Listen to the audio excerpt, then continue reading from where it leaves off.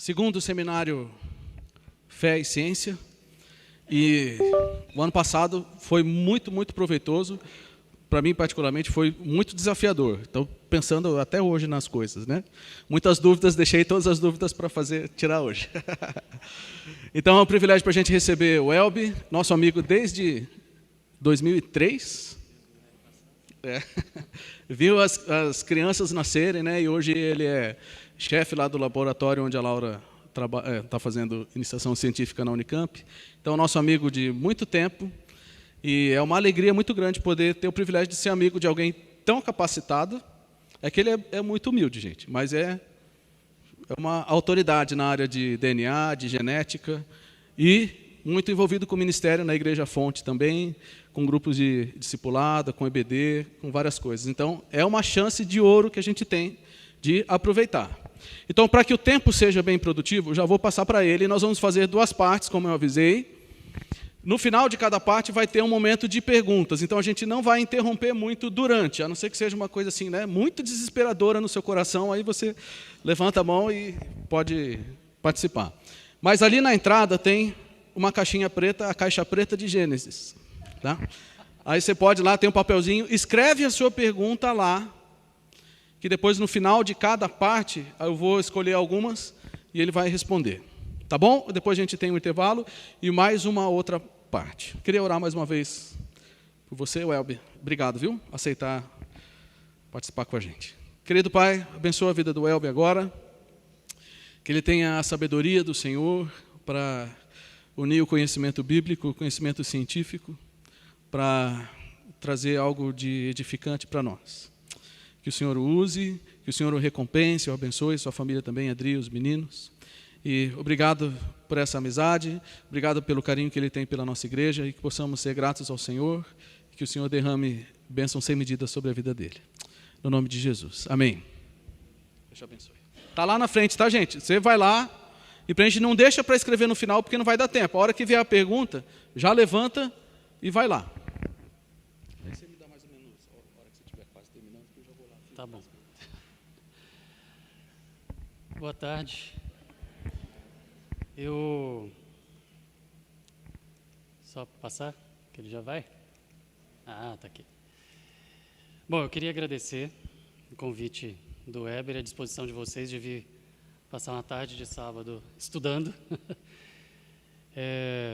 Eu gosto muito do assunto, acho que eu comentei isso da outra vez, eu falo sobre esse assunto, leio sobre isso desde os 12 anos, aliás, desde criança eu comecei a me interessar por isso, mas estudar mesmo desde os 12, pedindo meu pai para comprar livros sobre isso e lendo. Então, é um assunto que eu gosto muito de falar e eu gosto muito de falar.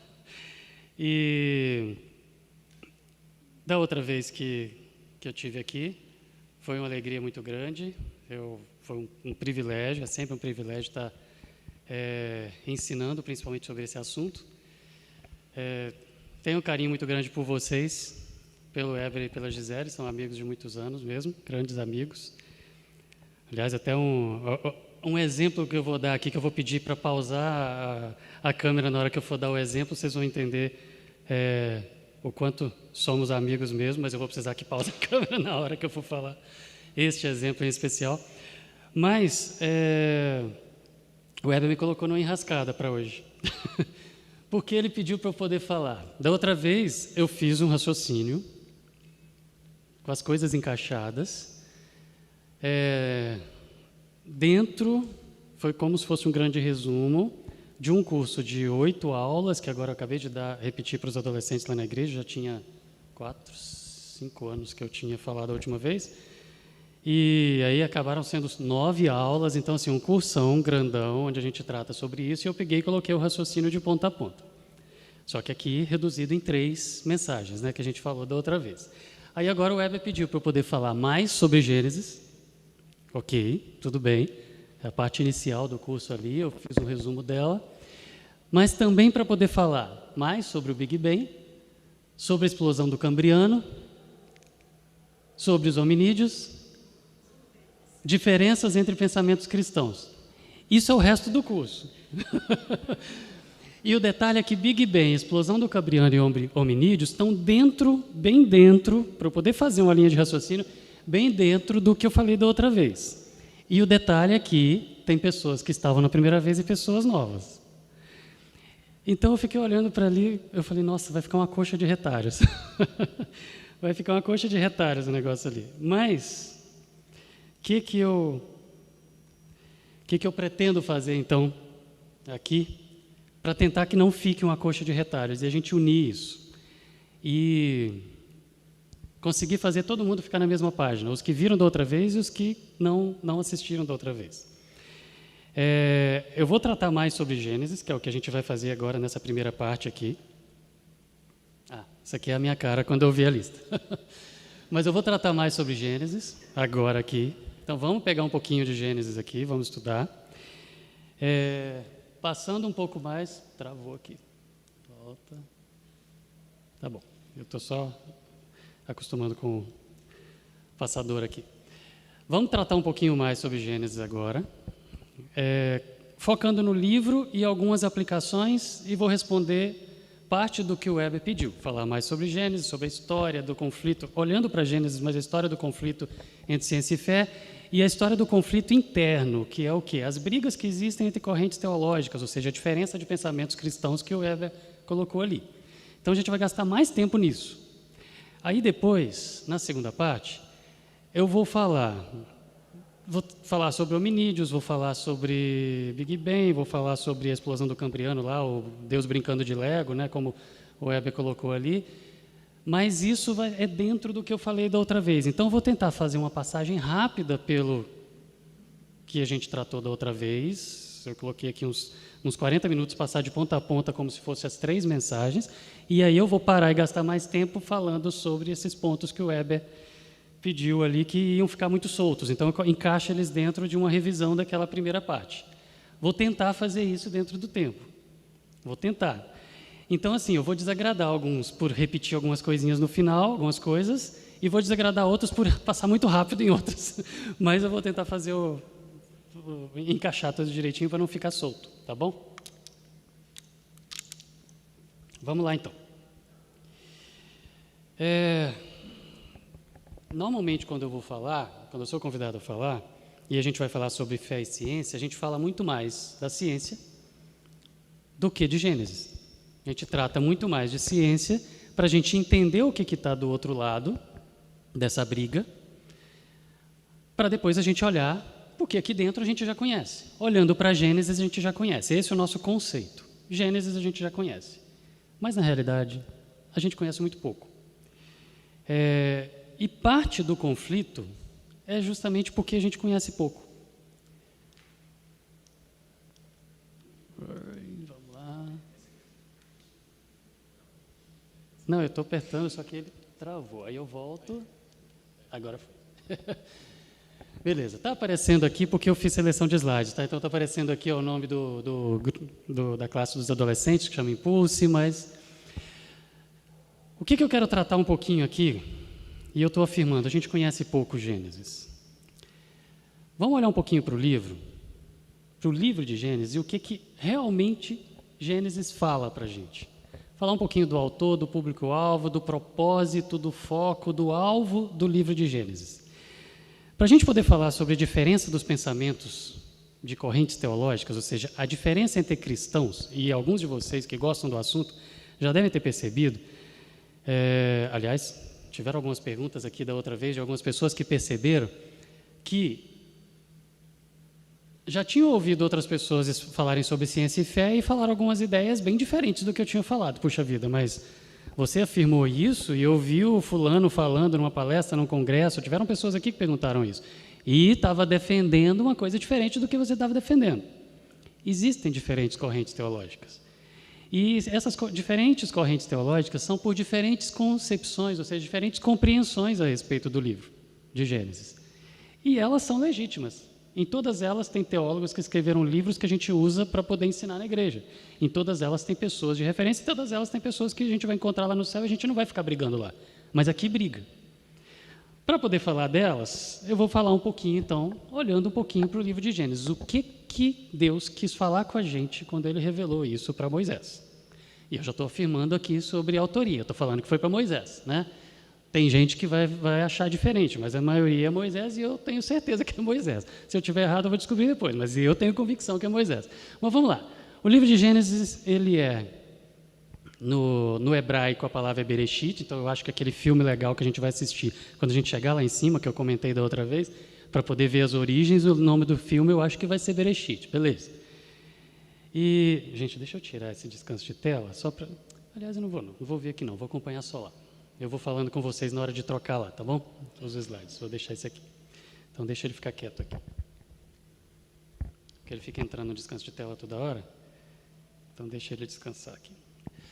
Bom, o livro de Gênesis foi em hebraico, é Bereshit, que significa o começo, o princípio. Em grego, é que essa palavra Gênesis que a gente dá para o livro, esse nome Gênesis, ele está em grego, mas no original é Bereshit, é aquela que está escrito ali em cima, certo? E o autor, a gente afirma que é Moisés, mas existem discussões sobre ser Moisés. Mas vamos lá. O autor de Gênesis, quem foi o autor de Gênesis? Ele não podia ser alguém que viveu muito tempo depois. Vários livros da Bíblia, a pessoa que escreveu, parou para escrever depois de muito tempo que aconteceram as coisas. O livro de Gênesis foi escrito por alguém que estava ali, vivendo o que estava acontecendo, pelo menos a grande parte do livro. Ou de alguma coisa viveu o que escreveu no que diz respeito à revelação sobre o princípio. Quando a gente vê as coisas que Moisés relatou, como Moisés eu estou afirmando por ser apontado, a maioria dos teólogos vão apontar Moisés mesmo como autor, quando ele está relatando a criação, é como se ele estivesse vendo um filme, como se ele estivesse dentro de um filme, olhando para um lado, olhando para outro, olha para cima, olha para baixo, e ele estivesse vendo. A maneira como ele descreve as coisas é do ponto de vista do observador, alguém que estava vendo as coisas acontecerem. Bom, o autor não podia ser uma pessoa que viveu muito tempo depois, porque ele estava dando muitos detalhes. Eu não vou ficar lendo os textos, eles estão aqui. Os meus slides, tem muito texto, a Adri mesmo, minha esposa, ela briga comigo, fala, seus slides tem texto demais e você não lê. Não leio. Eles estão aqui porque depois eu passo para vocês o PDF, o Weber espalha, quem quiser pode pegar, não tem problema nenhum, eu compartilho. Então, está tudo escrito para vocês conferirem o que eu falei depois, tá bom? Mas eu não vou ficar lendo. Os textos bíblicos, eles mostram que a pessoa que escreveu Gênesis, ele estava dando detalhes de alguém que vivia ali, que conhecia, que olhava para a banda do Oriente e do Ocidente, olhava e tal, estava dando detalhes de alguém que estava vivendo ali. Então, dava detalhes geográficos, como Gênesis 13 a gente viu ali. A gente tem um ali, por exemplo, o texto, Gênesis 13:10, levantou Ló os olhos e viu toda a campina do Jordão, que era toda bem regada, antes de haver o Senhor destruído Sodoma e Gomorra. Vou ler aqui que está maior para mim. Como o jardim do Senhor, como a terra do Egito, como quem vai para Zoar. O jeito de falar é alguém que estava falando para alguém que conhecia o caminho. Quando você vai pegar algum livro da Bíblia que alguém escreveu muito tempo depois, porque ele pegou a tradição oral, que alguém foi contando para outro, de pai para filho, de pai para filho, não dá detalhe assim, como se você estivesse indo para tal lugar, como saindo de Americana e indo para Campinas. Não, isso daí é de alguém que conhece o caminho, ok? Outra coisa, coloca alguns costumes específicos da época com detalhes de alguém que fazia aquelas coisas. É muito detalhe que eles colocam ali, por exemplo, que ele coloca ali, como, então tirou o faraó o seu anel de sinete da mão e colocou na mão de José e fez vestir roupas de linho fino, colocou no pescoço um colar de ouro e fez subir ao seu segundo carro e clamavam, inclinai-vos, inclinai-vos. Vão dando detalhes que não é de alguém que estava muito longe. Moisés tinha as credenciais para poder escrever aquilo ali, a maioria das pessoas não sabia escrever. A maioria das pessoas que estava lá caminhando no deserto, quando o livro foi escrito, não era letrado. E Moisés foi educado em toda a ciência dos egípcios e era poderoso em palavras e em obras. Então, a Bíblia ela coloca isso, mas o autor também deve ter sido uma testemunha ocular, porque ele colocava, por exemplo, número de árvores. Isso daí não é que alguém fica contando, os números se perdem se você for contando de pai para filho, de pai para filho. E ele coloca quantas árvores, quantas fontes, por exemplo, em Êxodo 15, 27, detalhes do povo e dos costumes ali, detalhes da alimentação.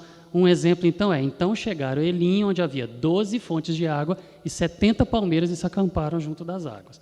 Então, assim, são alguns detalhes que apontam para alguém que tinha que estar ali andando com aquele povo. Mas tem alguns argumentos mais fortes até. O Antigo Testamento sempre falou que o livro foi de Moisés. Então pronto, foi Moisés. Tem alguns teólogos, eu já fui ler, eu já li alguma coisa que no livro, alguém deu uma palestra em algum lugar, falou que não foi Moisés porque tinha diferença no jeito de escrever. Tá, o Antigo Testamento atribui o livro a Moisés. Então, nós vamos continuar afirmando que foi Moisés. Tá bom? Por mais que alguns teólogos gostem, alguns, mas são exceção, gostem de questionar isso daí. E aí tem um monte de textos no Novo Testamento também que estão atribuindo a autoria de Gênesis para Moisés. Beleza. Estas são as jornadas dos israelitas quando saíram do Egito, organizadas segundo as suas divisões, sob a liderança de Moisés e Arão, por ordem do Senhor. Moisés registrou as etapas da jornada deles, e esta foi a jornada deles por etapas, que Moisés registrou, e aí vem toda a história. Então foi Moisés que escreveu ali. E se foi Moisés que escreveu, a parte da criação foi Moisés que escreveu. Ou ele sonhou, ou Deus mostrou. E dá a impressão de que era alguém vendo. A gente fez um exercício aqui da outra vez de ler Gênesis do ponto de vista de uma pessoa que era ateu, né, que não conhecia nada sobre Bíblia, religião, nada, e várias pessoas, vários cientistas passaram por esse caminho, e quando estavam lendo se converteram ao livro e depois a Cristo. Mas se converteram ao livro porque falaram, isso é sobrenatural porque está escrito aqui. Ou seja, se Moisés viu, ele relatou algo que depois a ciência veio descobrindo, séculos ou milênios depois, a ciência veio descobrindo e estava escrito lá há 3.500 anos. Então as pessoas se impressionam com isso quando a pessoa primeiro conhece a ciência para depois ler o livro. E foi alguém que viu. O livro foi escrito aí cerca de 1450 mais ou menos antes de Cristo. Esse texto aqui é do Carlos Oswaldo, que foi pastor do Weber. Mas a autoria de Gênesis foi, então, é atribuída a Moisés pela própria Bíblia, provavelmente enquanto eles estavam ali caminhando, durante a jornada ali, saindo do Egito até chegar na Terra Prometida. Ele usou fontes que ele tinha à disposição, tanto que ele via, que ele vivia, que ele experimentou, que ele olhou, que ele experimentou, que ele vivenciou na história dele e que pessoas contaram também. E da parte de Deus, certo? Com a inspiração divina, aquilo que ele não tinha como ter acesso, Deus mostrou para ele. Essa que é a ideia que a gente tem a respeito da autoria dele. Olhando para o livro de Gênesis, a gente vê duas partes bem claras no livro ali. É como se a gente tivesse dois livros, ou um livro parte A, um livro parte B. A gente tem duas estruturas. Primeiro, a gente tem uma parte que são as origens. A primeira parte do Gênesis vai falar a origem dos céus e da terra, do universo, de tudo, e ele vai falar depois a origem do povo judeu. Por quê? Porque é através daquele povo que Deus escolheu para poder nascer aquele que vinha religar o homem a Deus. O slide de fundo que eu uso para todos os slides que eu vou passar aqui hoje tem o Deus, retratado pelo Da Vinci ou Michelangelo, agora deu branco. Michelangelo. Deus, retratado pelo Michelangelo, Adão e os dois tocando o dedo. E o que eu coloquei no meio é uma cruz. Deus criou o homem, Deus criou todas as coisas, Deus nos criou e nos colocou aqui. E Ele, como autor de tudo, nós vamos tratar disso aqui agora olhando para o livro, Ele criou regras, nós descumprimos essas regras, nós nos separamos dEle e só Cristo para poder religar. E esse que iria religar o homem a Deus, daqui a pouco a gente passa por isso de novo, ele iria nascer e Deus ia nascer homem e Deus escolheu uma pessoa para poder formar um povo, para poder formar uma nação, para daquela nação nascer aquele que viria religar o homem a Deus. Então, Gênesis não está solto ali da Bíblia, ele está ligado com toda a história da Bíblia de ponta a ponta, está totalmente ligado. Então, esse livro ele começa contando como tudo começou, inclusive como começou esse povo, de onde Jesus vai nascer, lá no futuro, né? Outra coisa que a gente tem, que a gente vê nesse livro, quando a gente vai olhar para essa primeira parte da criação, a gente tem uma parte que fala a criação do universo, as gerações dos céus e da terra, as gerações de Adão e seus descendentes, para mostrar o início da humanidade. Que humanidade? Homo sapiens, nós vamos falar disso na hora que for falar dos hominídeos. As gerações de Noé, por que Noé é importante? Porque teve um funil. O Homo sapiens veio, começou com Adão, se espalhou sobre a terra, depois afunilou para a família de Noé e depois começou a espalhar de novo. Se a gente for voltar a fazer existe agora uma mania de fazer ancestralidade genética, um exame de DNA que você vai olhando para os genes e olhando ali a sua descendência, sua ascendência, de onde que você vem. No máximo, você chegaria à família de Noé. Para trás, você não consegue ver nada, porque teve um funil. Chegou tudo numa família só e todo mundo é descendente da família de Noé, porque foi o que entrou na arca. Então, por isso é importante destacar Noé e sua família e os eventos ali vinculados a Noé, pensando nas origens, na parte das origens ali do livro. Bom, a segunda parte vai falar as histórias dos patriarcas. Quem foi a geração de Terá, Ismael, Isaac, Esaú, Jacó. Por quê? Porque aquele povo era importante, porque daquele povo viria nascer Jesus. Esse Criador que fez todas as coisas, que escolheu uma pessoa para formar um povo, para formar uma nação, para depois naquela nação nascer aquele que viria esmagar a cabeça da serpente, ou seja, aquele que viria nos reunir ao Criador, esse Criador ele precisava se apresentar para um povo, para aquele povo, porque aquele povo não sabia nem quem ele era. Quem que era esse Criador? Então o livro de Gênesis está apresentando Deus para o seu povo.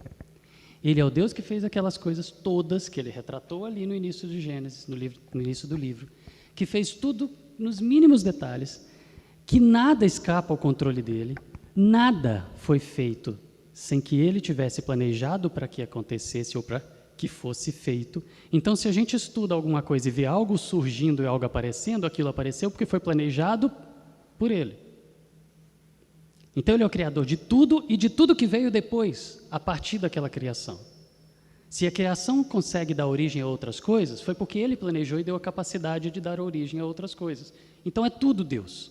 É Deus do início ao fim. Semana passada, sábado passado, eu fui falar sobre ciência e fé para os pré-adolescentes, mas não foi um estudo, foi uma aula, foi um bate-papo, eles fazendo perguntas. E teve uma menininha que ela fez muitas perguntas, muitas perguntas. E quando eu estava falei sobre essa parte, se Deus fez tudo, é tudo de ponta a ponta, não tem nada que não foi Deus. Se você está estudando e aprendendo alguma coisa, foi Deus também, foi Deus, e é Ele que sustenta. Eu peguei um texto de Coríntios que fala, foi tudo por Ele, nós vamos encerrar, se der tempo de chegar lá, nós vamos encerrar com esse texto aqui. Foi tudo por Ele, para Ele, foi tudo Ele que fez, está tudo centrado em Cristo, e Ele que estava lá na origem, na criação, formando tudo, e Ele que sustenta tudo até hoje. Aí ela fez essa ilustração para mim, ela falou, é como se fosse, e eu falei, vou usar isso várias vezes da agora para frente, e vou usar pela primeira vez agora, foi sábado passado, é como se fosse, a menininha tinha 12 anos, tem 12 anos, é como se Deus estivesse com a mão embaixo do universo, segurando todas as coisas, e o universo inteiro fosse um monte de bolinhas de gude, e se ele tirasse a mão, tudo ia se espalhar e virar um caos. Eu falei, perfeito, é isso, porque se as coisas funcionam, é porque tem alguém sustentando isso. É esse Deus que está sendo apresentado nesse livro. É esse Criador que está sendo apresentado no livro de Gênesis. Tem um propósito esse livro, que é apresentar quem é o Criador de todas as coisas, quem é o Criador daquele povo, quem foi que formou aquela nação. É quem está escrevendo a história, certo? E ele se apresenta ali como o Criador de tudo, e cada coisa que ele fez tem um propósito, certo? Nada que ele propôs deixou de acontecer. Se ele fez algo para que um propósito fosse cumprido, aquele propósito foi cumprido ou ainda vai ser. O que já aconteceu foi cumprido completo, perfeito. E o que ainda vai acontecer vai ser perfeito como ele planejou, certo? E o texto bíblico deixa tudo claro. As coisas não são obscuras. Então a Bíblia, gente, e em especial Gênesis, é uma autorrevelação do Criador do universo para o seu povo, para a sua criatura, para aquela criatura mais especial, a cereja do bolo que ele colocou aqui por último. Os que estavam aqui da outra vez, lembra que a gente terminou colocando o quê? O homem foi a última coisa a ser criada, e foi o que chegou aqui por último mesmo, né? Então ele está se revelando para o seu povo, mas numa linguagem que qualquer pessoa, de qualquer povo, de qualquer época, de qualquer nação, de qualquer forma de ver o mundo, ou cosmovisão, que chama isso, que essa pessoa vai conseguir entender. Então tem uma linguagem que dá para todo mundo entender. Não dá para escrever lá querendo que a gente entenda que pessoas que viveram há 3.000 anos atrás entendessem se ele falasse numa linguagem que a gente ia entender hoje, com a ciência do século XXI. Não tem como, por exemplo, se há 3.000 anos atrás bateu asa e voou, é ave? Era ave? Não tem como Moisés ter que escrever lá, que morcego era mamífero. Hoje, há 126 anos, a gente chama morcego de mamífero, mas há 3.000 anos atrás, morcego era ave. Então ele vai escrever que é ave. Isso está errado? Não, porque ele foi escrito para ser entendido lá E aqui? Aqui a gente tem condições de entender que lá, 3.000 anos atrás, morcego era ave. Era considerado ave. Mas lá eles não tinham como entender que um dia ia deixar de ser chamado ave, porque iam entender que era mamífero. Então, algumas coisas que, por exemplo, uma super interessante da vida, Folha de São Paulo, gosta de escrever e falar que Gênesis errou, aí você vai olhar os erros, você dá risada, você fala, tá, você quer que um livro, um texto de 3.000 anos estivesse com uma coisa que foi descoberta há 100 anos? Não, não dá. Ele estava escrito para o povo entender lá, e nós aqui também, certo? Então, esse Criador, ele está se apresentando direcionado para que as pessoas entendessem todas as épocas, mas tinha um público primário ali. O primeiro público desse livro era o povo de Israel, que nem era o povo de Israel, era uma nação que estava se formando ainda, caminhando lá no deserto. Era um povo que estava lá saindo do Egito, que eram escravos, gente, eles não tinham liberdade, eles não tinham escola, eles aprendiam de pai para filho dentro de casa, mas era muito restrito, eles não tinham tempo, eles ficavam levando chicotada e trabalhando o dia inteiro, construindo as pirâmides, esfinges e palácios, e depois ia para casa desmaiar e dormir, para no outro dia começar de novo, não tinha folga. Esse povo não tinha cultura para poder desenvolver e aprofundar nas coisas. Menos ainda para poder ficar estudando a fundo Deus. Era só pai para filho passando, mas era muito pouco. E Deus estava se apresentando para esse povo. Quando eles estavam saindo do Egito, dali, eles tinham que conhecer quem é o Deus dos nossos antepassados. E Ele está se apresentando para eles. O povo estava lá no deserto andando e conhecendo quem era o que estava o libertando e o que tinha criado. Ele estava se apresentando, então, para o povo de Israel. Ainda no texto do professor do Weber, o Carlos Oswaldo, a eleição e separação de Israel como povo aconteceu num contexto de um conflito entre o propósito de Deus, bondoso, benevolente, do Criador, certo? E a vontade rebelde do seu povo, que quer fazer as coisas do seu jeito. Só que Deus pune com justiça e restaura com amor. E isso, que está bem resumido nessa frase aqui do Carlos Oswaldo, é o livro inteiro, é o recado do livro de Gênesis. Eu vou colocar em tópicos ali o recado que Gênesis traz para a gente vê esse texto do Carlos Oswaldo ali em tópicos. Mas o propósito, então, desse livro seria contar a história da revelação, ou seja, como tudo começou, como esse povo começou, quem sou eu e o que eu vou fazer no futuro para esse povo que estava lá saindo do Egito. Agora, olha só, o Deus que chamou Moisés é o Deus que tinha criado todas as coisas, é o Deus que estava libertando o povo e era o Deus desconhecido. Até Moisés não conhecia esse Deus. Deus teve que se apresentar para Moisés, lá na sarça. Ele não conhecia. A mãe dele foi babá dele e ela provavelmente ensinou, mas a gente está supondo isso, mas Deus teve que se apresentar para ele. Então esse Deus se apresenta para Moisés e depois para o seu povo falando o quê? Eu sou poderoso para ter criado todas as coisas. Então tinha um propósito ele escrever aquele primeiro capítulo falando o que ele fez, gente. Eu coloquei para vocês aqui da outra vez que assim, Deus não falou como, e a gente fica aqui brigando entre crentes, porque um acha que ele fez assim, outro acha que ele fez assado, sendo que na verdade ele não colocou lá em Gênesis o como ele fez, ele só está falando para o povo o que ele fez e para quê, e por que ele fez. Os detalhes não estão ali, né? Então ele coloca que ele é poderoso para criar, ele está falando, fui eu que fiz tudo, nos mínimos detalhes e que estou sustentando tudo. E ele é poderoso não só para criar, mas para julgar. Já que fui eu que fiz tudo, eu criei regras, eu criei a gravidade, o que sobe e desce. Eu criei a gravitação universal, os planetas, os astros, eles influenciam uns aos outros, uma coisa que acontece na outra ponta do universo influencia aqui. Está tudo interligado. Ele criou regras. Quando o Big Bang aconteceu, adiantando um pouquinho quando chegar lá, toda a energia do universo foi concentrada num ponto e quando ela começou a expandir, já existiam regras, é o que a física afirma. Não estou falando de Bíblia aqui. Mas já existiam regras fundamentais, que eles falam de 4 forças fundamentais, e aquelas forças estavam lá. Só que não existia nada antes. Não existia nada para fora, para onde essa energia estava se dissipando. Mas as forças já estavam lá. Não existia tempo, não existia espaço, não existia nem o nada. A gente não consegue entender isso. Só que já existiam forças lá. Que forças eram essas? Eram as mãos de Deus, que estava criando todas as coisas e colocando regras. Do mesmo jeito que ele pôs regras para aquela energia se dissipar e gerar a matéria, para gerar o universo, ele criou regras para a gente também, criaturas dele. E quando a gente não cumpre essas regras, ele pune. E quando ele pune, a gente não tem o que fazer, é o Criador. Só que ao mesmo tempo que ele pune, ele restaura e ele salva e ele cria um elo de novo através de Cristo.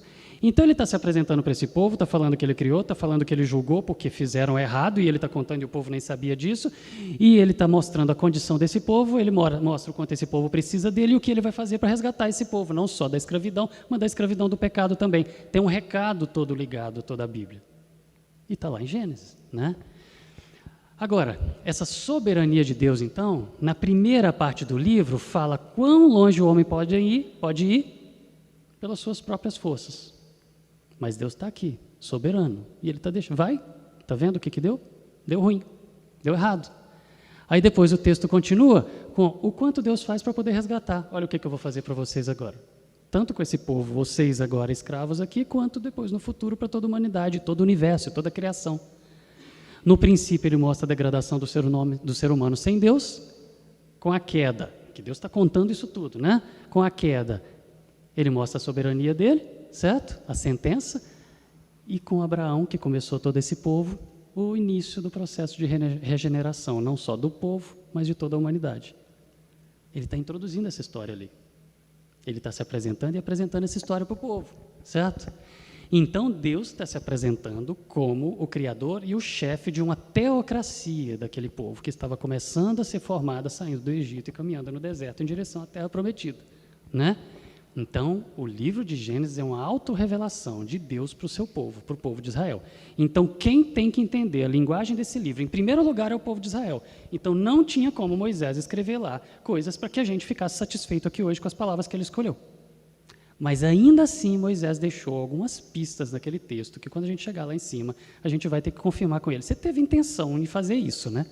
Teve algumas coisas que ele fez, que a gente vai ver aqui, que, assim, não tem como não ter um propósito, mas ele não explicou, porque não era o propósito do livro. Mas ele jogou algumas coisas ali, ele fez algumas jogadas de palavras, ele pôs algumas coisas ali de forma completamente diferente do resto da Bíblia inteira, porque existia algo especial que não era o propósito do livro, mas ele viu.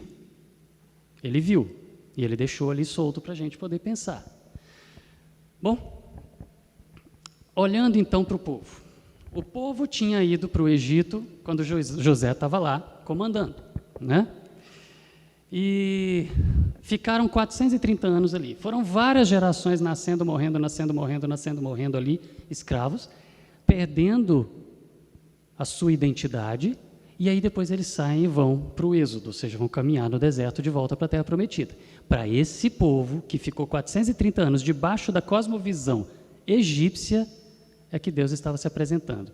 Então, esse povo pode ter certeza, eles tinham muito mais influência da religiosidade, da maneira de ver o mundo, da forma que os egípcios viam, do que da forma que Abraão via. E como que os egípcios viam? Gente, cada metrópole egípcia, e eram cidades gigantes, cada uma das megalópolis, né, egípcias, ela tinha o seu próprio panteão de deuses. Tinha suas divindades diferentes. Era tudo politeísta, não existia nenhum povo monoteísta naquele tempo, que tinha um Deus só. Então, tinham deuses para todas as coisas, e tinha os deuses de cada metrópole. Então, quando você pensa em uma delas, Heliópolis, uma das três maiores megalópolis ali do Egito Antigo, eles tinham um panteão de deuses que era chamado de Ened, que era o Atum-Ra, Shu, Tefnu, Geb, Nut, Osíris, Sete, Ísis e Néftis. A Marvel fez um seriado aí que é... Nossa, deu branco agora o nome do herói lá, mas fez um seriado o ano passado, lançou um seriado que é baseado nessas... O herói, ele era uma entidade lá que tinha todos esses deuses ali com ele. Uma outra... Como que é o nome? Como? Cavaleiro da Lua, pronto, esses deuses todos estão lá no Cavaleiro da Lua, e todos eles poderosos ali, interferindo na história. Para uma outra megalópole, já era, o seu panteão de deuses era chamado de Ogdoad, que era Nun, Naunet, Et, Etet, Ket, Calquete, Amon e Amalmet. Esses aqui tiveram mais influência naquele período onde Moisés ficava indo conversar com o faraó. Esses deuses é que estavam mais ali comandando naquela parte onde Moisés ia conversar, e aqueles profetas, não, aqueles feiticeiros, fugiu a palavra, sacerdotes. Aqueles sacerdotes eram chamados pelo faraó e eles clamavam por esses deuses aí. tá? Mas tinha também Mênfis, tinham menos deuses, que ele tinha só uma tríade, que era Ptah, Sekhmet e Nefertim. E como eles enxergavam o mundo? Está aqui o Cavaleiro da Lua, né? Como eles enxergavam o mundo? Eles enxergavam o mundo tudo baseado em sexo. Era sexo, tudo baseado em sexo. Eram deuses lutando entre si e tudo que acontecia era graças a sexo dos deuses. Quando a gente pensa, de vez em quando, arqueólogos descobrem novas, há pouco tempo, não tem nem um mês, descobriram uma passagem secreta que estava escondida lá numa pirâmide onde foi o túmulo da Cleópatra. E acharam um corredor novo e entraram aquele monte de coisas escritas na parede. Você olha, nossa, agora vamos ficar décadas e décadas tentando desvendar aquilo. E quando vai desvendar, gente, é tudo sexo. Isso aqui é o texto escrito em uma das paredes, até hoje, está lá, você vai lá, você consegue ver, tem as traduções do lado, de Heliópolis. Tendo Atum desenvolvido seu crescimento fálico em Heliópolis, no local onde foi ser aquela cidade, colocou o seu pênis em posse de modo que ele pudesse fazer orgasmo com ele mesmo, e os dois irmãos nasceram, Shu e Tefnu, os outros dois deuses. Os textos que estão em pirâmides, os textos que estão nas esfinges, que estão nas paredes dos templos, é isso. Essa era a visão de mundo egípcia que o povo de Israel passou ali dentro. Tem mais. Vou passar para vocês, vocês vão ler as histórias, mas tem algumas coisas assim que você fala, gente, isso parece moderno, parece hoje em dia. Mas não, o homem é pervertido hoje e sempre foi. A perversão já estava ali. E aí eles jogavam e refletiam essa perversão para os deuses que eles criavam. Os deuses também faziam isso. Tudo foi criado porque os deuses estavam fazendo sexo e as sobras e o que caía de lá é o que formava tudo que a gente está aqui hoje. Era essa maneira de ver o mundo egípcia. Aqui está a de Hermópolis, que também está totalmente relacionada a sexo, a formação. Depois eu passo para vocês vão poder ler. Tem essa de Mênfis também, que é enquanto Enéade está diante dele com os dentes e lábios. Eles são o sêmen e as mãos, eu tenho que ler aqui, gente, não consigo chegar lá não. Eles são o sêmen e as mãos de Atum. O Enéade de Atum. Enéade é o panteão de deuses. O Enéade de Atum, ou seja, aquele monte de deuses, surgiram com o sêmen e os dedos de Atum. Tudo está relacionado a sexo. A criação era tudo respingos dos fluidos dos deuses, formando tudo.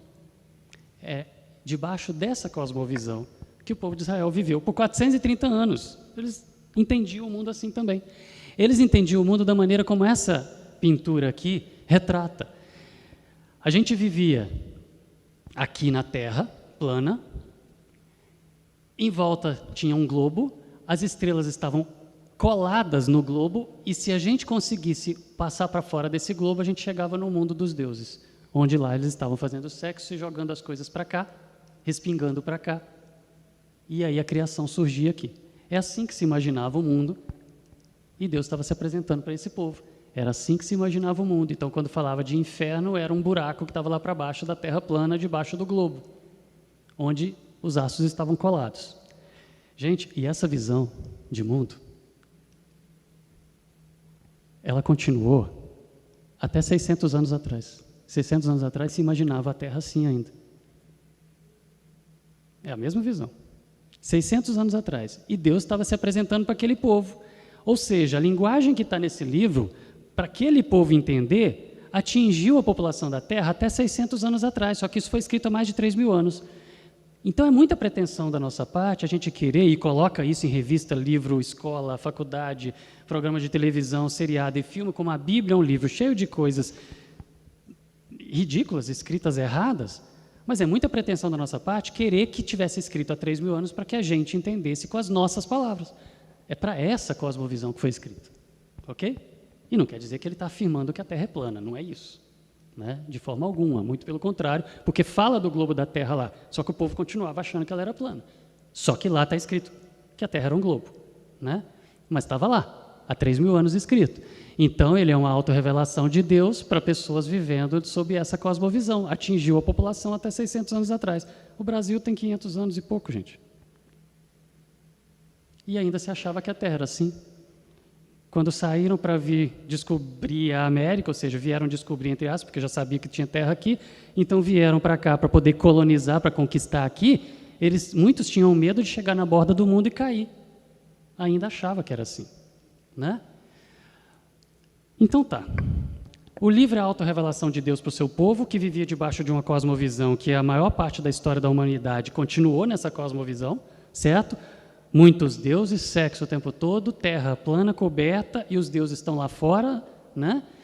Só que esse livro tinha um recado, e tinha um recado para esse povo, mas um recado que se reflete para a gente também, porque não foi escrito só para esse povo. E que recado, então, esse livro traz? Em primeiro lugar, Deus é o Criador de todas as coisas, de todas as coisas mesmo, nos mínimos detalhes.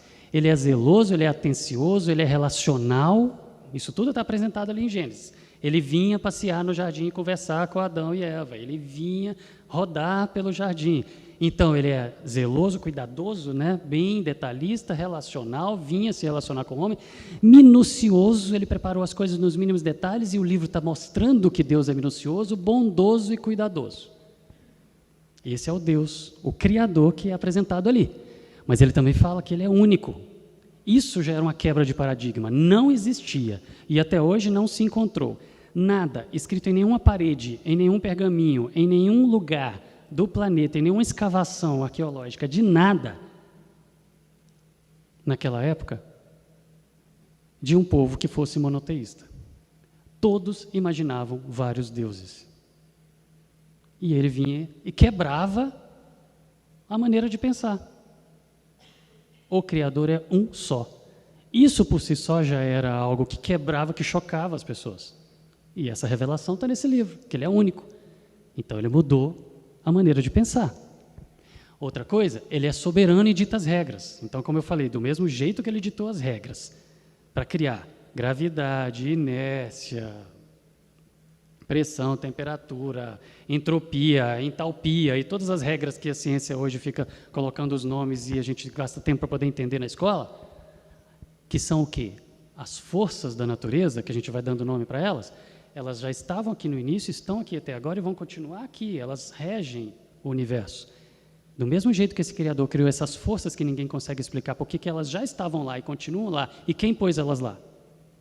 Teve um físico, que é da nossa igreja hoje, que ele deu aula para mim em 95. Quando ele deu aula para mim, ele era ateu. Hoje ele é presidente da Associação Brasileira de Cristãos na Ciência, está lá na nossa igreja hoje. E ele, na época, quando ele começou a participar de algumas reuniões do grupo cristão que a gente tinha lá na Unicamp, ele foi algumas vezes, ele ficava todo constrangido, porque era o professor, lá era cheio de aluno, e ele participando e tudo. Ele falou que o grande questionamento dele era quem colocou as constantes. O que são as constantes? É um jeito que a física fala para falar das forças que existem no universo e que estão lá. E a maneira como ele falava, eu lembro claramente como ele falava o seguinte: gente, já estava lá, não existia nada, não existia o tempo, o espaço, a matéria, a energia, não existia nada, e as forças estavam lá. Quem colocou isso lá? E ele foi atrás disso e achou. E achou quem colocou isso lá. E é esse soberano que dita as regras para o universo, é que está apresentado aqui nesse livro para a gente também, né? E do mesmo jeito que ele dita as regras para o universo e para a criação, porque ele está se apresentando ali que ele criou tudo, ele dita as regras também para nós. Então, se ele dita as regras para nós, como devemos viver, se não vivemos dentro das regras, nós desobedecemos. E se desobedecemos, ele é justo. Justo porque, se ele criou regras, ele é o primeiro a cumprir. E qual que é a regra para a gente? Desobedeceu, separado, não se relaciona comigo, rompeu, acabou.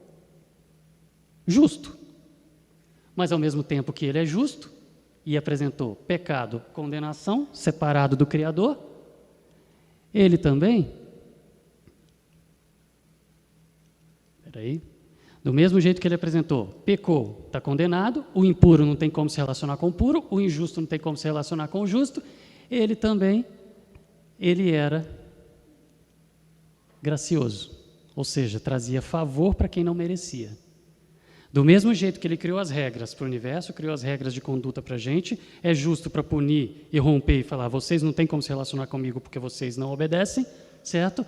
Mas ele é gracioso porque ele falou o quê? Ele apresentou o quê? Do mesmo jeito que ele era justo e punia, ele era gracioso para poder dar um jeito de trazer o perdão e de nos unir novamente. E aí ele criou um plano de redenção, onde ele falou que um dia ele traria, escolheria, chamaria uma pessoa para formar uma família, para formar um povo, uma nação, para trazer a redenção, e este povo é aquele que ele estava se apresentando, que estava ali no deserto, caminhando, indo na direção da terra prometida.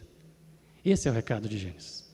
Deus é único, Deus é o Criador, Ele é soberano, Ele é justo e Ele é gracioso. Esse livro foi escrito para isso, gente. Não foi escrito para ser um livro de ciência. Em primeiro lugar é isso, não foi escrito para ser um livro de ciência. O propósito desse livro foi cumprido completamente, o recado foi dado de ponta a ponta completo e acabou. Aí hoje a gente fica olhando para o livro e fica querendo achar lá, morcego não é a ave, então esse livro está errado. Brincadeira, né? A gente não pode esperar desse livro que ele não se propôs a ser. Gênesis não é, então. Aí vamos colocar algumas questões que começam a mexer com os pensamentos diferentes aí, teológicos de cristãos dentro da igreja. Gênesis não é uma poesia. Tem algumas correntes teológicas que falam assim, Gênesis é uma poesia hebraica, então você tem que ter licença poética, então você não precisa acreditar em tudo que está ali não, porque está escrito só como poesia. Isso não é verdade. Não é uma poesia hebraica. Poesia hebraica tem uma métrica certinha, tem um jeito de escrever, e não é assim que Gênesis está escrito. Esse livro ele é estruturado, ele está contextualizado historicamente, certo? Ele não é poesia, ele é um texto narrativo, ele está contando algo para a gente, certo? Mas ele também não é um tratado apologético, ou seja, ele não foi escrito para defender a fé, ele foi escrito para se apresentar para o povo e para nós.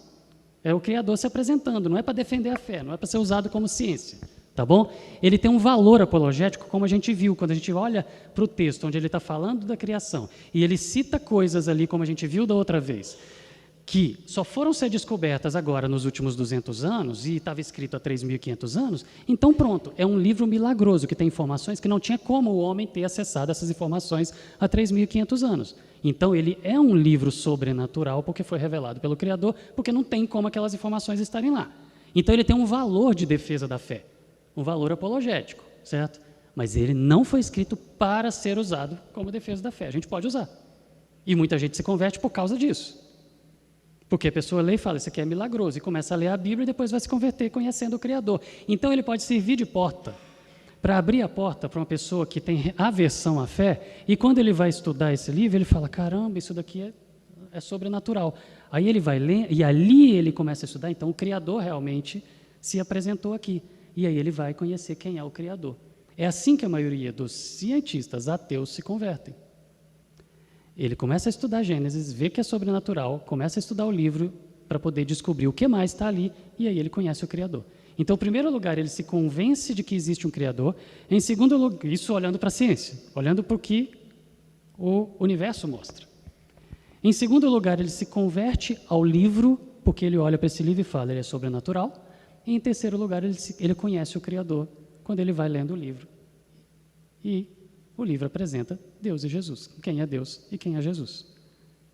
As coisas são encaixadas, elas estão ali para ter um propósito e ser cumprido, e ele é cumprido, certo?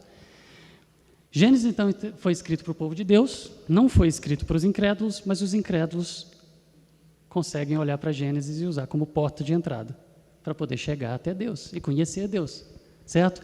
Não é um tratado científico, ele tem um valor arqueológico, tem um valor científico, certo? Muitos arqueólogos foram atrás de suas descobertas, pesquisando em Gênesis para poder falar, era assim, assim, assim, então está aqui, vai escavar e encontra lá.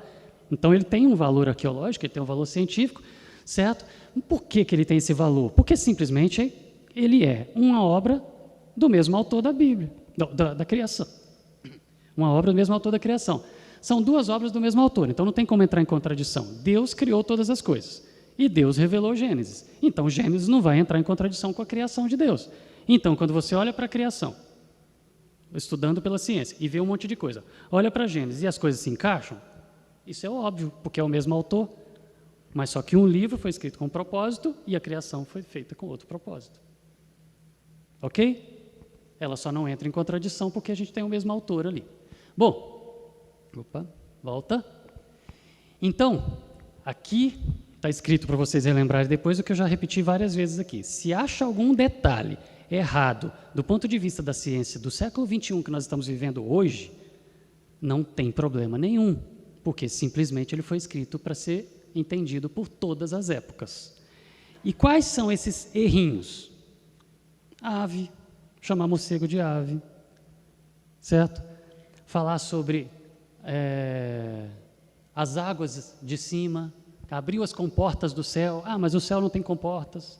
São expressões que eram usadas para entender naquela época, ok? Não tem nenhum erro grave com relação a conteúdo, com relação ao propósito, o recado, certo? O que precisa ser ensinado, certo? Mas erros técnicos, científicos é que são apontados pelas revistas e jornais para tentar desacreditar. O livro, então, cumpriu o seu propósito, certo? Apresenta o Criador para a gente e nós, conhecendo esse livro, como eu comecei aqui falando, a gente acha que a gente conhece Gênesis, né? Conhecendo esse livro, vamos olhar para a natureza com os olhos de quem conhece o Criador. Eu sei quem é o Criador, então vamos olhar o que o Criador fez. E as duas coisas, elas se encaixam, como a gente viu da outra vez, certo?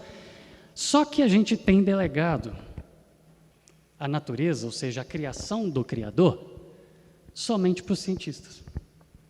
Ao longo do tempo, a gente foi brigando com a ciência, ou porque era difícil, ou porque não gostava de estudar, ou porque simplesmente a gente achava que eram coisas que não se tocavam.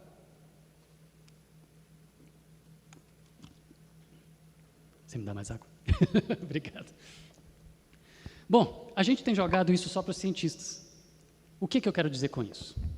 No início da ciência moderna, lá, no início da ciência moderna, quando foi isso? Nesse período aqui, na época do Darwin, Lamarck e companhia, tá bom? Isso aqui fica próximo de Londres, esse castelo. Darwin morava nessa direção aqui, pertinho, vou mostrar a casa dele daqui a pouco. Tem o castelo da família dele, do avô dele, a casa que ele morava. Mas no início da ciência moderna, para você estudar a natureza, você tinha que contar com a sua fortuna pessoal ou com o financiamento da igreja. Quem bancava cientista ou era a igreja ou era o pai. Pessoa que queria ser cientista, estudar, se chamava historiador natural, pessoa que ia estudar a natureza, ele precisava de ter dinheiro. Não existia trabalho de cientista. Ou você era um teólogo bancado pela igreja para estudar a natureza, para poder trazer para o púlpito, para poder pregar e falar sobre a criação, ou você tinha que ser rico para poder fazer isso. E o Darwin viveu esse conflito. Por exemplo, eu falei da história do Darwin aqui da outra vez.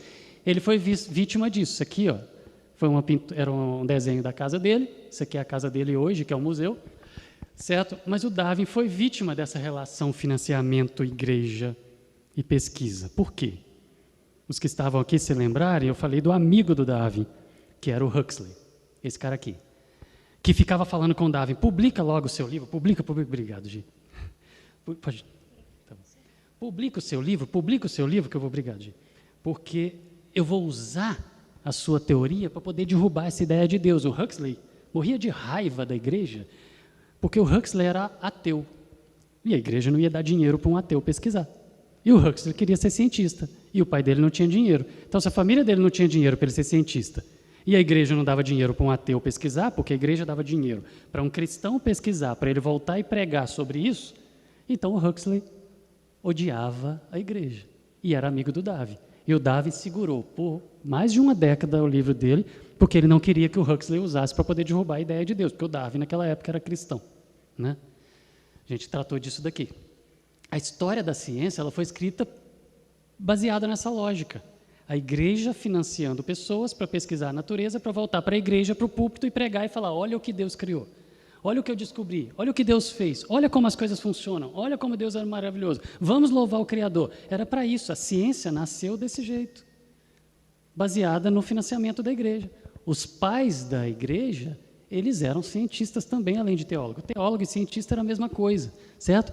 Ela estava lá financiando o estudo das obras do Criador. Só que a gente vai lá e separa. E quando a gente separa as coisas e bota ciência estuda a natureza e nós estudamos só a Bíblia, a gente está colocando uma muralha em algo que nasceu junto. Hoje a gente está separando isso. Mas há 250, 300 anos atrás, há 200 anos atrás, era totalmente ligado. 3 gerações atrás era totalmente ligado. E hoje a gente coloca ciência para lá e religião para cá. Por que as coisas são assim? Nós separamos. Nós criamos uma muralha separando o estudo da criação de Deus do estudo da revelação de Deus, sendo que as duas coisas deveriam andar juntas.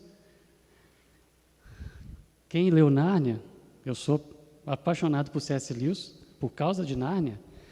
Depois eu fui aprender a gostar de outras coisas do C.S. Lewis, mas Nárnia, para mim, é uma obra-prima dele. Ele foi muito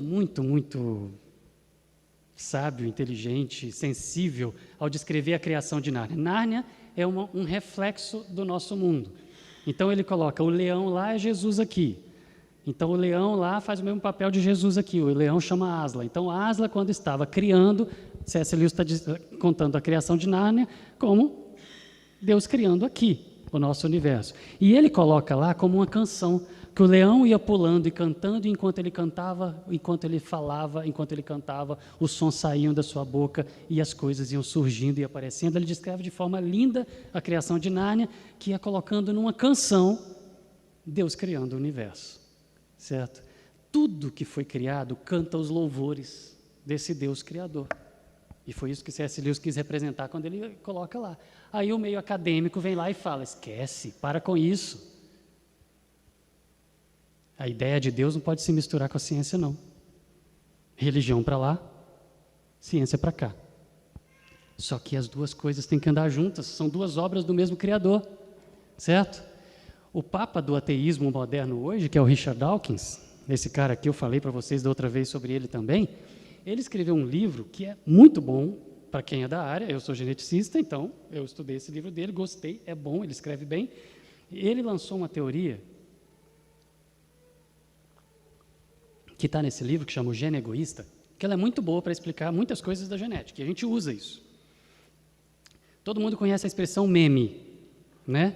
Foi ele que criou essa expressão, meme. Por quê? Genes são moléculas, partezinhas de moléculas do DNA, que se replicam, que se reproduzem, que vão se espalhando, passando para os descendentes. Ou seja, apareceu uma característica no indivíduo, ele pode passar aquilo para os seus descendentes e isso vai se replicando e se espalhando. Aí ele criou a expressão meme, que é uma ideia boa. Uma ideia que é boa, que se criou uma piadinha, que se ela é boa, aquela pessoa vai passar para 2, 10, 20, 30, aquilo se espalha e roda o mundo. Em 24 horas, uma ideia boa já foi traduzida em, agora não lembro mais quantos, mas acho que em 60 e poucos idiomas, uma coisa assim. Em 24 horas, o negócio espalha e vai para o mundo por não sei quantos, para dezenas de idiomas. Essa que é a ideia do meme que o Dawkins criou, baseado nos genes, porque aparece uma característica, se ela for boa o bastante, ela vai se espalhar por toda a criação, certo? Só que ele, volta. Só que o Dawkins, ele tentou criar nesse livro, O Gene Egoísta, uma ideia para poder tentar explicar de onde que saiu essa ideia de Deus. Teve uma menina da nossa igreja, hoje ela já é jovem, não, hoje ela é adolescente, que alguns anos atrás, ela estava no infantil e ela falou que era cristã e o professor olhou para ela e falou, essa ideia de Deus sua mãe tirou de trás da orelha. E ela foi embora chorando, falou com o pai foi lá conversar na escola e tal, não adiantou nada, ele tirou a menina de lá, levou para outra escola, tudo bem, isso acontece muito, mas essa ideia de que Deus, essa ideia de Deus sua mãe tirou de trás da orelha, isso saiu daqui, desse livro. O Dawkins, ele fala que a ideia de Deus está nos nossos genes. Que o gene egoísta, a teoria do gene egoísta, que ele coloca o seguinte, nós, seres vivos, não só humanos, qualquer ser vivo, os seres vivos, eles são uma máquina de reproduzir para poder gerar descendentes. Tudo nos organismos vivos fazem de tudo para que ele consiga viver mais tempo. Viver mais tempo para quê? Para que possa deixar mais descendentes. Porque você deixando descendentes, você deixa os seus genes continuar existindo. Então, o que ele mostra, analisando a natureza, é que a natureza inteira está procurando a eternidade. Todos os seres vivos querem continuar sobrevivendo de alguma maneira. Todos os seres vivos querem viver o máximo de tempo possível. Que a fisiologia do organismo de todos os seres vivos faz de tudo para que eles vivam mais. Viver mais para reproduzir mais. E aqueles seres que vivem menos, eles têm muitos filhos em pouco tempo para reproduzir. Para quê? Para que o gene egoísta continue vivendo eternamente. Então ele fala que a vida na Terra foi baseada em eternidade. Isso eu estou falando do pai do ateísmo, tá? Ele fala que a vida na Terra é baseada na busca pela eternidade, onde todos os seres vivos fazem de tudo para continuar existindo, mas já que não dá para continuar existindo, a evolução fez com que os organismos fizessem com que os genes continuassem existindo eternamente, embora o indivíduo morra.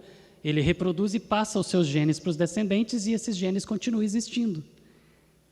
Então a ideia é que nós somos escravos dos nossos genes para que os nossos genes continuem existindo eternamente, porque todos os seres vivos buscam a eternidade. Gente, isso parece mensagem, parece pregação. É a teoria do gene egoísta, do Richard Dawkins, do pai do ateísmo. Só que se a gente olhar para a teoria dele, a gente pode fazer a mesma coisa, né? A gente pode usar a mesma teoria para poder defender a nossa fé e falar, ok, então a sua teoria do gene egoísta fala que os seres vivos buscam a eternidade, por isso que a gente criou essa ideia de Deus, de que existe vida após a morte. Ele fala isso, a gente criou essa ideia de que existe vida após a morte e que existe eternidade, porque nós, na verdade, temos dentro de nós moléculas que buscam a eternidade. Então, por isso que a gente criou Deus. Ele fala isso. Só que eu posso olhar para a mesma teoria dele e falar, ok, Deus colocou dentro da gente moléculas que nos fazem ser programados para buscar a eternidade, para encontrar o Criador, para encontrar esse Deus, para encontrar a eternidade. A mesma teoria que ele criou para defender o ateísmo, a gente usa para poder explicar a nossa fé, e fica muito mais fácil, né? Eu estou falando, isso é teoria do pai do ateísmo. Os pais da igreja, eles iam atrás de estudar a ciência para poder trazer para o púlpito isso. Os genes são programados para poder fazer com que os organismos busquem a eternidade. Senhores, olha só, nós somos programados para buscar a eternidade. Deus estava colocando em nós a sua marca para que buscássemos a eternidade. Era assim que a igreja foi estruturada, que a ciência foi estruturada. A igreja financiava as pesquisas para isso, para poder eles irem lá, estudar a natureza e voltar e pregar sobre isso. Os pais da ciência, eles tinham financiamento da igreja para poder estudar teologia natural. Teologia natural era o nome antigo para a ciência, que era o quê? Estudar a criação de Deus. Isso era visto como uma reverência, devoção. Eram poucos os ateus que eram estudiosos ali. Newton escreveu livros de teologia, o pai da física, certo? E aí a gente vai e deixa para uma turminha bem intencionada que fala que a religião deveria ser extinta. Uma turminha bem financiada, com bastante dinheiro, que são os auto-intitulados Cavaleiros do Apocalipse, que querem que a gente acabe com a religião e a influência da religião sobre o mundo, e estão escrevendo, influenciando seriados, filmes, desenhos, o que ensina na escola, tudo vindo desses cabeças aqui do movimento, certo?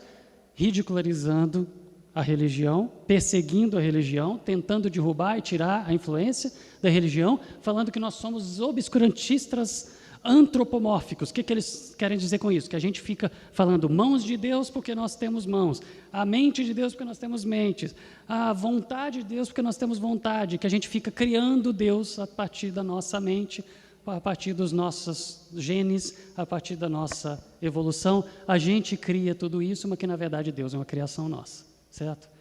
Aí eles falam que a gente fala que Deus é bom porque a gente gosta da bondade humana, que Deus é amor porque a gente gosta do amor humano. Só que quando a gente olha para o poder das palavras desse livro, todos nós experimentamos isso. O que as palavras da Bíblia trazem para nós são muito mais do que palavras. E quando a gente olha para o poder dessas palavras, se a gente tirar o poder das palavras, que a gente experimenta, mas a gente não consegue mostrar para a pessoa, a menos que ele perceba e sinta, se a gente tirar o poder das palavras do livro, só o racional, só o que está escrito, já mostra e abre, escancara as portas para uma pessoa que não crê em Deus, olhar e falar, esse livro aqui é o livro, é uma revelação do Criador. Aí, quando aquela pessoa começa a navegar nas páginas daquele livro, ele começa a sentir. Eu vou mostrar, se der tempo, acho que não vai dar, se der tempo, uma história, mostrar a foto de uma pessoa que eu acredito que a maioria de vocês viu um vídeo dele. Ele é pastor numa igreja aqui em Paulínia e ele era um colega meu da faculdade de biologia, ateu, mas radical, tirador de onda de crente, mas uma menina desafiou um dia na cantina da biologia, ele bêbado, que era questionando, tirando onda dela por ela ser cristã, ela desafiou ele na igreja com ela. E ele foi, e ele assumiu como desafio, vou levar essa menina para a cama. E essa menina, nunca namoraram, nem namoraram, mas essa menina Continuou levando para a igreja. A mãe dela ia junto para poder vigiar aquela coisa. E ele, estudando a palavra, se converteu e hoje ele é pastor ali em Paulínia. O cara era tremendamente cético, ridicularizador, e tem uma história bem interessante que, se der tempo, eu vou chegar nela. Essa menina, chamada Menina da Foto, conhecida como a Menina da Foto, e agora tem o livro dela, da biografia dela, ela está viva até hoje, ela é cristã. Era de uma família nada relacionada, nada religiosa, certo? Não. Ela se tornou ateia e ela depois se tornou cristã e ela entendeu que as mãos de Deus conduziram a história dela por todo o sofrimento que ela passou. E ela descreve isso tudo no livro da história dela, certo? Essa foto é bem conhecida, um marco da guerra. Mas todo o sofrimento que ela passou, hoje ela fala, foi para eu encontrar o Criador, foi para eu encontrar Deus. A maldade humana, gente, ela está para todo lado. Isso daqui foi o Estado Islâmico decapitando um monte de cristãos. E filmaram e soltaram isso pelo YouTube para todo mundo ver no mundo. A maldade humana está ali, mas não é porque a maldade humana está ali que Deus é mau. Deus continua sendo o que Ele é, independente das guerras, independente das atrocidades. Deus é Deus, Deus é amor. Não é porque eu gosto do amor que eu jogo amor para Deus. Só que o passo de fé sempre vai ter que existir, certo? A fé é a prova das coisas que não se veem. Ah, mas espera aí, você está falando que tem palavras, tem coisas escritas em Gênesis que 3.000 anos atrás já estavam escritas e só foram descobertas agora. Isso é prova de que aquilo é sobrenatural? Sim, para mim é, mas para alguma outra pessoa pode falar, não, isso não é prova, isso é evidência. Tá bom, então o passo de fé vai ter que ser dado, porque você vai ter que decidir, ok, 3.000 anos atrás não tinha como ter aquilo escrito, só foi descoberto agora, então isso é um milagre. Então eu vou olhar para esse texto e vou falar, vou acreditar que isso é a revelação do Criador. Esse é o passo de fé. Você vai ter que decidir acreditar. Se você vai olhar para as evidências e falar assim, tem coisa demais nesse livro que não se explica naturalmente, então veio de Deus. Só que você vai ter que chegar a essa conclusão. Ora, sem fé é impossível agradar a Deus, porque é necessário que aquele que se aproxima de Deus creia que Ele existe, isso é a fé. O passo de fé vai ter que existir. Então, se esses indivíduos que defendem o ateísmo e que estão financiando grupos em todos os lados, influenciando a sociedade toda para poder tirar Deus da jogada, se eles continuarem decidindo não crer, eles vão continuar olhando para todas as evidências que existem e falando, não acredito. Se os que estavam aqui se lembrarem daquele texto do Richard Dawkins, onde ele admitia que a ciência só aponta para Deus o tempo todo e que não existe nenhuma evidência de que Deus não existe. Alguns, vocês lembram disso? Ele admite na Bíblia do ateísmo, falando, não existe nenhuma evidência de que Deus não existe. Só existe apontamentos na ciência para que tudo foi criado. Só que não aceitem isso. Isso é uma conclusão falsa. Porque se você aceitar que Deus existe, você vai ter que descobrir quem foi que criou Deus. E quem disse? Deus é eterno, pronto, acabou. Porque se ele estava fora do universo, não existia tempo. Ele está fora do tempo, ele é eterno. Se ele é eterno, não precisa de eu explicar quem criou Deus. E ele fala que a única prova que existe que Deus não existe, a única prova de que Deus não existe, é que se você assumir que Deus existe, você tem que provar que você vai ter que descobrir quem criou Deus. Essa é a tal prova de que Deus não existe que a ciência fala, que os cientistas ateus falam que existe. Quando um professor fala na escola, Deus não existe, sua mãe tirou isso de trás da orelha, ele está só repetindo memes. Ele está só repetindo um mantra que ficam falando para ele, que muitas vezes ele nem foi atrás. Ele fala, Deus não existe, a ciência prova. Não, não prova, não existe prova, não existe nenhuma, não existe nada. Tudo que você for estudar a fundo aponta para Deus. O único argumento que eles se apoiam é quem criou Deus. É a pergunta, quem criou Deus? E eles falam que isso derruba Deus. Gente, é muito fraco. É muito fraco. Mas eles vão precisar dar esse passo. E se eles não derem esse passo, eles vão continuar achando isso relevante demais. O passo de fé vai ter que existir. Não tem jeito. A fé na bondade de Deus é a base da nossa expectativa durante toda a vida. A fé, eu crer na bondade de Deus, porque a gente vive num mundo mau. Então, pela fé, a gente entende que Deus não vai me apunhalar pelas costas. Mesmo que a coisa esteja indo muito mal, que a coisa esteja indo para o brejo, que eu estou doente, eu vou morrer, eu estou vendo que não tem jeito, mas, gente, eu sei que dali é só uma passagem. Então, não estou entendendo aquilo como mal, estou entendendo como a minha hora, o meu momento. É pela fé que eu sei que Ele tem o controle de todas as coisas. Mesmo quando um filho está doente, um acidente, uma tragédia acontece, quando a tsunami acontece, que eu vi muito crente sendo abalado por isso, como Deus permite acontecer isso? Gente, isso aqui é uma passagem, isso aqui é um estalo no que a gente vai viver depois. E a morte vai ter que acontecer para todos. Então é pela fé que a gente vai entender que o bem maior vai prevalecer depois no final, e que a tristeza vai ter fim, vai ser restaurado, tudo vai ser restaurado. É pela fé que eu sei que eu fui resgatado pelo sacrifício de Jesus, certo? É pela fé que eu sei que eu espero a eternidade, não porque meus genes são egoístas, mas porque Deus colocou essa marca dentro de mim para que eu buscasse a eternidade. É só questão de interpretação.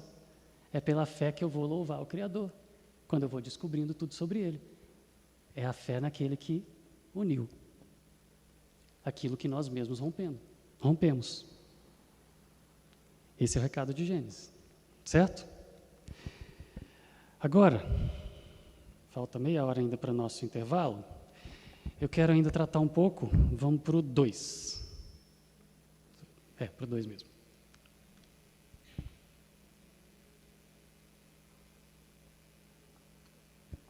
Ainda falando sobre Gênesis, mas não do livro, eu queria falar agora, então, sobre o conflito entre ciência e fé. Eu pincelei isso da outra vez, certo? E eu vou falar um pouco mais aqui agora. Mas eu vou ter que acelerar mais aqui também, porque a gente já passou por isso da outra vez. Se vocês lembrarem, eu tratei desse texto aqui da outra vez, falando sobre a origem do conflito entre ciência e fé, onde eu coloquei, no fim das contas, era tudo glória, era tudo orgulho. Por quê que existe tanta briga? Uma pré-adolescente perguntou isso semana passada também, mas por que tem tanta briga entre ciência e fé? E a minha resposta, eu olhei para ela e falei assim, porque o homem é orgulhoso. Porque o homem se acha. Por que Satanás pecou? Porque ele queria ser melhor que Deus. Ele queria ter poder, ele queria chamar atenção. Por que Adão e Eva caíram? Porque eles queriam conhecer, ser como Deus. Por que o cientista olha tantas evidências de que ele não existe e continua falando, tantas evidências de que ele existe e continua falando, não aceito, não acredito? Porque existe um mantra de que você acreditar em Deus, isso é coisa de gente não inteligente. Então você tem que parecer ateu ou se declarar ateu para poder você ser inteligente. Eu conheço um monte. Eu não achava que eu ia encontrar isso, mas quando eu entrei na biologia, eu encontrei um monte de falsos ateus, que dão aula com discurso ateísta e em casa está cheio de imagem colada nas paredes, para todo lado, de várias religiões diferentes, porque acreditam em tudo. Um monte. Um deles, não posso falar, isso está gravando. Bom, mas Deus sempre instigou a pesquisa, gente. Deus sempre instigou o conhecimento. Ele deixou marcas e pistas para a gente estudar. E é isso que a gente encontra quando as evidências, são as tais evidências que a gente encontra quando a gente estuda. Mas como Deus deixou marcas, na história da humanidade sempre existiram diferentes visões sobre Deus. Por quê? Porque o homem tem marca dentro dele, o homem tem a sede pela eternidade. Lembra disso? Vamos usar agora a ciência para responder. Vamos usar o ateu Dawkins para poder falar isso. Ou seja, nós temos um gene egoísta que faz com que a gente fique procurando a eternidade, tentando ser eterno, tentando encontrar Deus. Se a gente está tentando encontrar Deus e não encontra, criam deuses. Uma tribo de nativos que está lá no meio das florestas, que nunca teve contato com a civilização, quando você chegar lá, eles adoram alguma coisa ou algumas coisas. Por quê? Porque a sede de Deus está dentro de todo ser humano. Ele vai ter que ir atrás do eterno. Então, por isso que existem tantas concepções de Deus na história. Só que todas elas estão refletindo o homem. Todas elas estão na cara que são criadas. Porque eles fazem o que os homens fazem. Se você olhar todos os deuses de todas as divindades, de todas as religiões do mundo, são humanos, descritos. Eles têm ira, amargura, inveja, ciúme, cobiça, ganância. Os pecados todos estão ali. Quando você vai olhar a descrição do Deus da Bíblia, é diferente. Ele não faz o que nós fazemos. Ele não é como nós somos. É diferente, certo? Mas essas diferentes concepções de Deus na história, elas vieram ao longo da história, em nações diferentes, trazendo explicações diferentes para Deus. O politeísmo foi o que começou tudo, né? Você tinha vários deuses com poderes sobre-humanos, mas sempre demonstrando poderes que são as forças da natureza. O que a gente chama de mãos de Deus, que são as forças da natureza, eles colocavam deuses. É o deus do ar, da água, do trovão, certo? As divindades egípcias, gregas, estavam todas aí. Só que lá no politeísmo, todos esses deuses traziam ira, amargura, inveja, ciúme, cobiça, ganância, egoísmo, egocentrismo, vingança, estava tudo ali. Né? Eram homens, só que chamados de deuses. Né? Mas era o politeísmo. Aí vem o panteísmo, que é a religião do Avatar. Para quem gosta de cinema, é a religião do Avatar, que é o quê? Deus é a mãe Gaia, Deus é a natureza. É aquela força que flui por todos os seres vivos e que tem vontade. Ou seja, o panteísmo traz isso. Tudo é parte de Deus e volta para Deus quando morre. Mas Deus é aquela força pessoal, porque ela tem vontade, ela só não é uma pessoa. Mas ela tem vontade, ela tem intelecto, ela tem propósito, ela decide, não é uma força impessoal, certo? Isso é o panteísmo, que existe em várias religiões do mundo e é bem retratado lá no Avatar. Yeia, que era o nome de uma árvore, onde eles iam para cultuar, e lá eles entravam em contato com o divino, que era o quê? Que estava neles, e estava na árvore, e estava no solo, e estava para todo lado. É isso que é retratado no Avatar, que é o panteísmo. Mas tem também o panenteísmo, que é a religião do Star Wars, que é a força. Deus é impessoal, ele não é bom nem é mal. Ele flui por todos e você canaliza a força para o bem ou para o mal. Venha para o lado negro da força, venha para o lado bom da força. Certo? Essa é outra forma de ver Deus que ao longo da história o homem mesmo criou. Então, o Deus te abençoe é o que a força esteja com você, lá para o panenteísmo. Quando você fala que a força esteja com você, você está falando Deus te abençoe.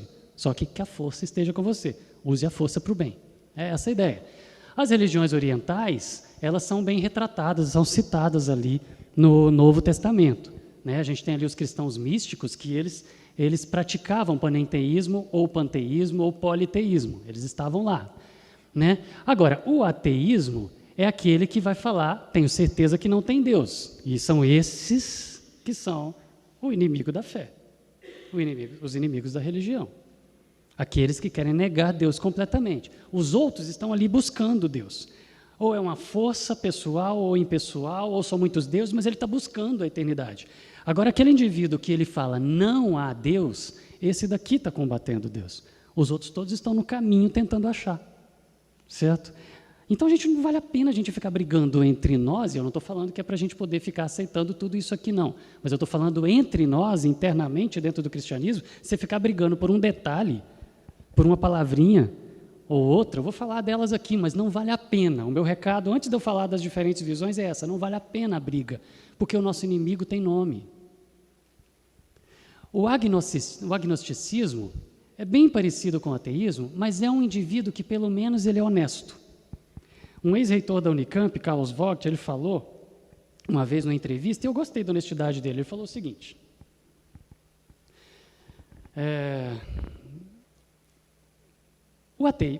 um ateu é aquele que tem certeza que Deus não existe. Mas para eu ter certeza que Deus não existe, porque perguntaram, né? Sempre um ex-reitor da Unicamp saiu, vão fazer perguntas para ele na entrevista, o cara vai botar o nome dele na plaquinha lá e tal, fazem perguntas para ele, vão perguntar se ele é crente, se ele acredita em Deus. Sempre cai essa pergunta lá. Aí ele olha assim: se eu fosse um ateu, eu teria que dizer que Deus não existe como 2 mais 2 são 4. Ele usa essa expressão. Eu não posso fazer isso. Não tem como eu fazer isso. A ciência não me permite fazer isso. Então, eu vou me intitular como agnóstico. Eu não sei se Deus existe, eu vou viver como se ele não existisse. Mas pelo menos ele foi honesto. O presidente da Academia Nacional de Ciência dos Estados Unidos, por causa da briga e do estardalhaço que o Richard Dawkins fez em 2006, quando lançou o livro que chama Deus um Delírio, que é chamado da Bíblia do Ateísmo, né, chamado de a Bíblia do Ateísmo moderno, dizendo que é o livro mais forte para poder defender o ateísmo no mundo hoje. Com o estardalhaço que aquele livro estava fazendo, ele ficou 39 semanas sendo o livro mais vendido no mundo, número 1 de vendas no mundo, esse livro, Deus um Delírio. e ele dando entrevista para todo lado e tal. Aí foram fazer uma entrevista com o presidente da Academia Nacional de Ciências dos Estados Unidos, o cara, Bruce Alberts, Bruce Alberts. Não estou lembrando o primeiro nome dele, mas o segundo era Alberts. Ele dando a entrevista, perguntaram, ele era ateu. E você é ateu? Sou ateu. Então você tem certeza que Deus não existe? Se você afirma que a ciência prova de que Deus não existe. Ele, não. A ciência não prova que Deus não existe. Falar sobre a existência ou inexistência de Deus não dá para usar ciência. Isso é uma decisão pessoal. Ateu, autoridade da ciência, presidente da Academia Nacional de Ciências dos Estados Unidos, falando, a ciência não prova que Deus não existe. O que o Dawkins está fazendo é a escolha pessoal dele, fazendo estardalhaço e convencendo um monte de gente, é só isso. A cabeça dos jovens e dos adolescentes está a prêmio, para quem vai convencê-los mais, certo? Se você é honesto, você fala que é agnóstico. Eu saí para... Não, isso não dá para falar também. Vai. Porque está gravando. Mas eu conversando com uma pessoa há pouco tempo, eu sou ateu, e eu fui colocando alguns argumentos, ele, tá bom, eu sou agnóstico, tudo bem. Gente, não dá. O ateísmo não fecha a conta.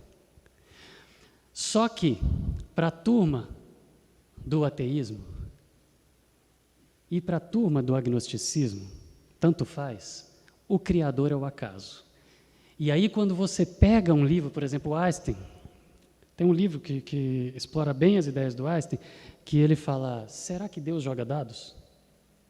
Essa foi uma frase do Einstein. Será que Deus joga dados?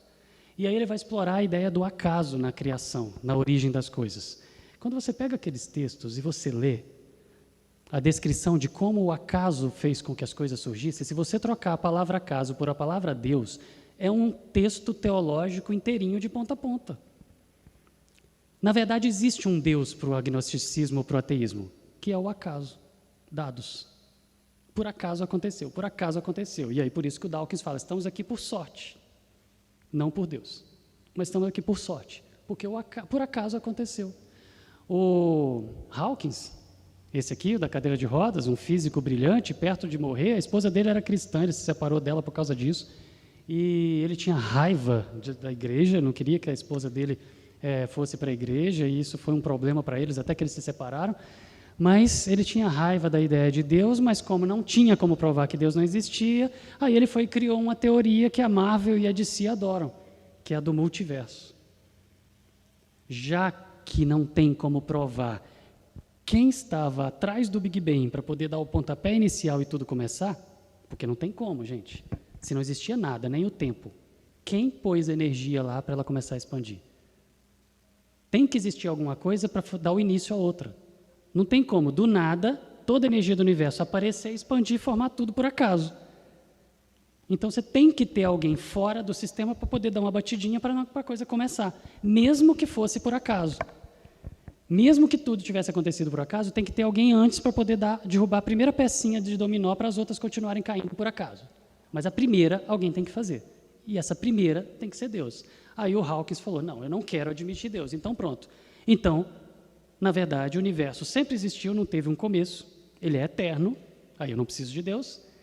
E ele fica, na verdade, igual um ioiô. Espicha, encolhe, espicha, encolhe. Quando ele encolhe, a gente olha e vê o Big Bang. Aí ele espicha. Mas vai chegar um momento que ele vai encolher de novo e volta até o ponto zero, e aí aquele ponto zero é o Big Bang. E a gente vem de novo. Então, ele é eterno. Pronto. Sabe quantas evidências existem para isso? Nenhuma, zero. Isso sim é tirar de trás da orelha. Mas como foi um cientista que falou, e a Marvel gostou, a DC gostou, criaram um monte de heróis baseado nisso, um herói morre, aí eles vão lá e buscam do outro multiverso e traz o herói para cá, e ressuscita o herói, está caindo a audiência, então pronto, faz o herói viver de novo, tira do outro universo e traz para cá. Pronto, então beleza, isso se popularizou e ficou como se fosse uma verdade científica, mas não existe evidência nenhuma, certo? O acaso foi o grande criador para o ateísmo. Não adianta, não fecha, certo? Ainda tem o deísmo. O deísmo, o Einstein era deísta. Ele sabia que não tinha como admitir que Deus não existia, então ele falava o seguinte, tá bom, beleza, existe um Criador, ele criou todas as coisas, mas ele não é pessoal, ele não se relaciona comigo. Tem vários cientistas que quando admitem que existe um Criador, eles se tornam deístas, porque eles falam assim, não é pessoal. Só que quando eles leem Gênesis, conhecendo a ciência, e olha para aquelas expressões e eles falam, não dá. Não dá para negar. E aí, deixa de ser deísta, certo? Bom, Colossenses 1, 15 a 17 fala o quê? Aquele texto que eu citei, ele é a imagem do Deus invisível, o primogênito. De quem que ele está falando? De Cristo. O primogênito de toda a criação, pois em Ele, através dele, certo? Foi nele que todas as coisas foram criadas. É baseado nisso aqui que o C.S. Lewis escreveu Nárnia, a criação de Nárnia, porque baseado nele tudo foi criado. E ele coloca lá o leão cantando, dançando, pulando e criando todas as coisas. Nele foram criadas todas as coisas, as visíveis e as invisíveis, e sejam tronos, soberanias, poderes, autoridades, todas as coisas foram criadas por ele e para ele. E ele é antes de todas as coisas, ou seja, antes do Big Bang. E nele tudo subsiste. E quando eu li esse texto, aquela menininha de 12 anos falou, então é como se ele estivesse segurando um monte de bolinhas de gude, que se ele soltar, tudo vira um caos. Sim.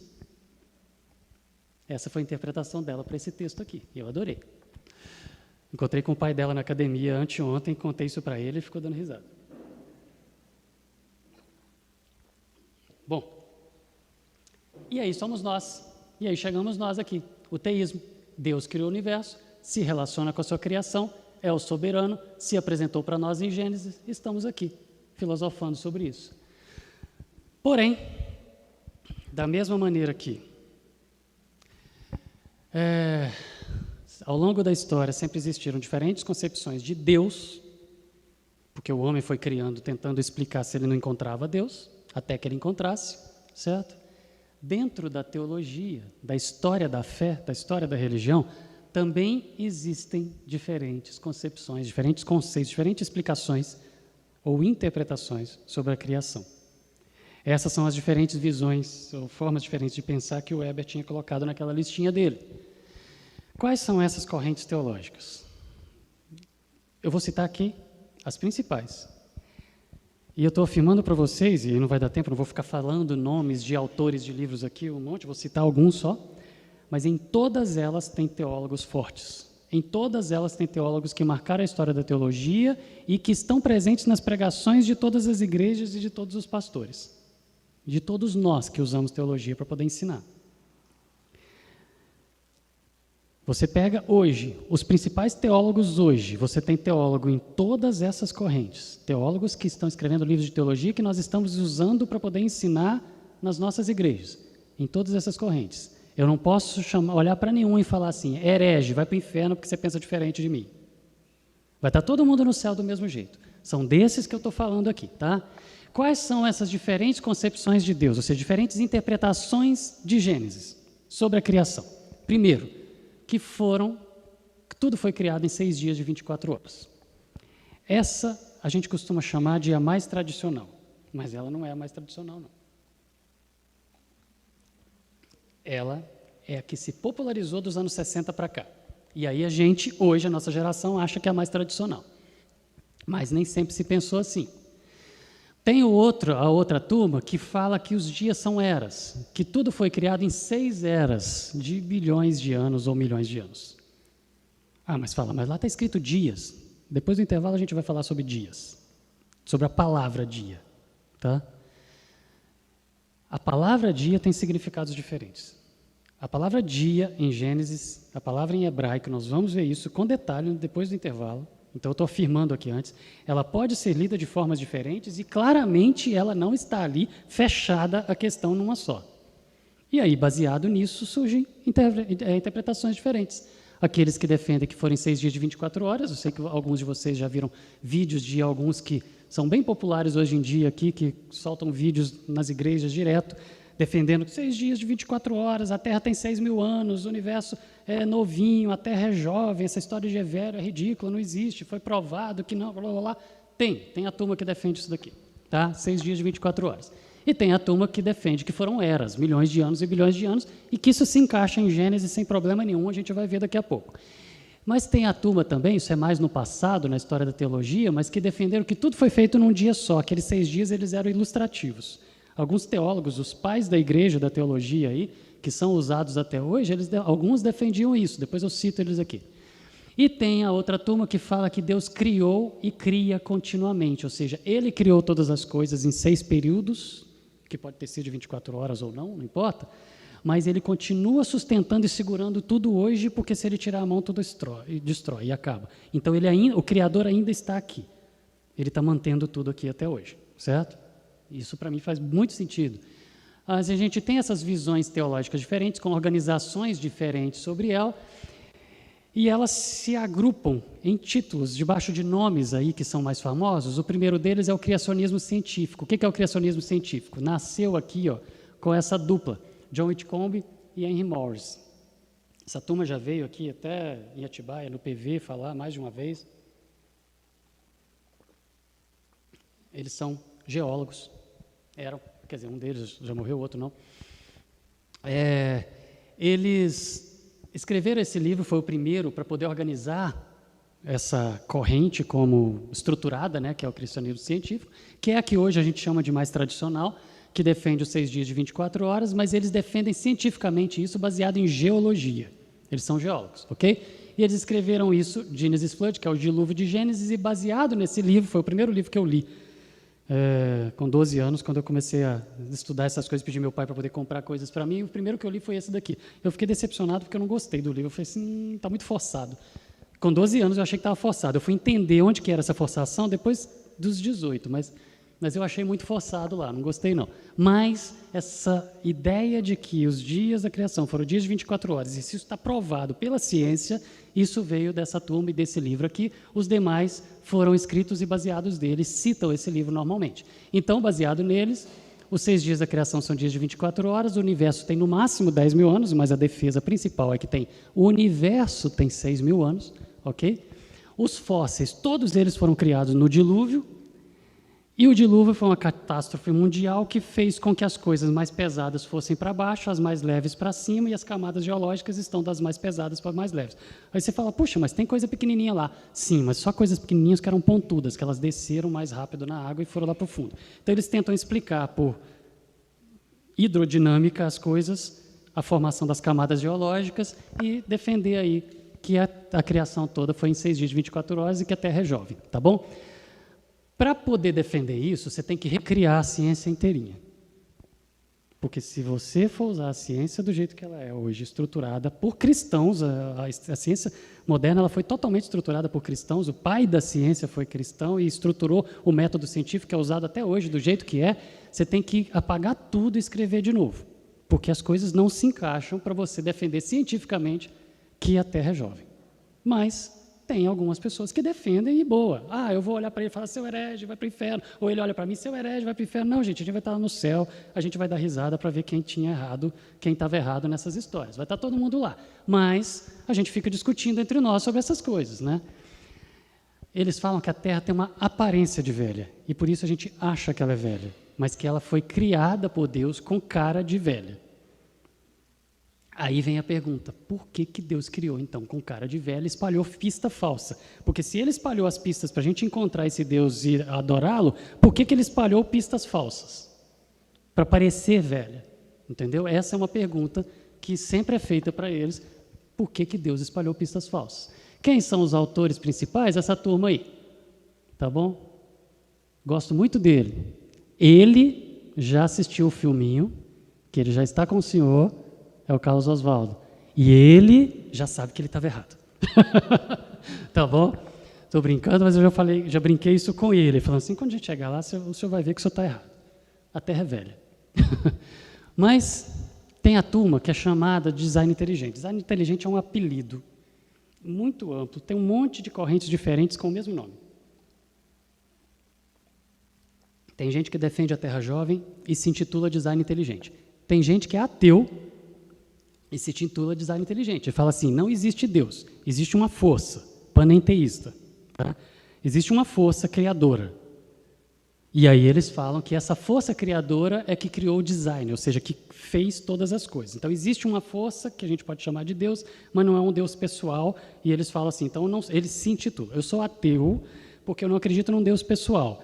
Eu sou adepto ao design inteligente. Existe uma força que criou todas as coisas. Existe isso. Mas existem os cristãos fiéis, sérios com Deus, que têm como missão da vida deles defender essa ideia de que a Terra é jovem, que existe um Criador que fez todas as coisas com aparência de velha. Ou seja, o criacionismo científico também é chamado, principalmente no Brasil, de design inteligente. Mas é um grupo que são de cristãos sérios com Deus que defendem a Terra jovem, que os dias da criação foram dias de 24 horas, todos eles baseados principalmente em geologia e química, e eles vão defendendo ali as suas ideias para defender que a Terra é jovem. E eles colocam esse título de design inteligente. Mas tem um monte de grupos diferentes debaixo desse título aqui, tá bom? Bom, esse grupo, essa ideia de que existe uma força que criou todas as coisas, nasceu com esse livro aqui, ó, 96, A Caixa Preta de Darwin, que é um bioquímico nos Estados Unidos que se converteu. Por quê? Porque ele cansou de dar cabeçada, tentando acreditar que era o acaso que tinha criado todas as coisas, e falou assim, não foi, gente, esquece, eu tenho que admitir. Tem um Criador, quem é esse Criador? Foi atrás do Criador, leu Gênesis, se converteu ao livro, aprofundou, se converteu ao cristianismo, se tornou um cristão fiel, escreveu esse livro, A Caixa Preta de Darwin, e resolveu brigar com a evolução. Beleza. E ele está debaixo do título. Ele criou o termo design inteligente e ele começou com ele. Ele já veio no Brasil, algumas vezes também, falar aqui.